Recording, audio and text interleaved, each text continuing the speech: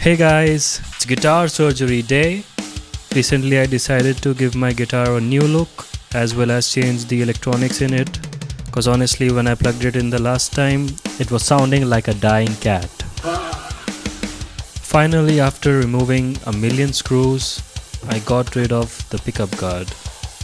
Followed by that, I gave farewell to my old electronics, and for the next part I had to pull in the big guns. A big shout out to my brother who helped me give this guitar an insane new look. He's the one behind all the artistic work done over this guitar, and honestly I couldn't have done this without his help. It took him around 3 to 4 hours to complete, and we had to wait another day to let the paintwork dry off before putting on the varnish.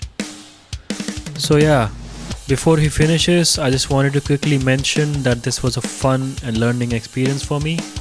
I used to be the guy who got scared on the sight of seeing all those wires inside the wiring pot.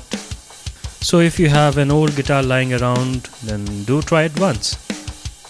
After completing the paintwork, I installed the new electronics into my guitar, and let's see how it sounds in the mix.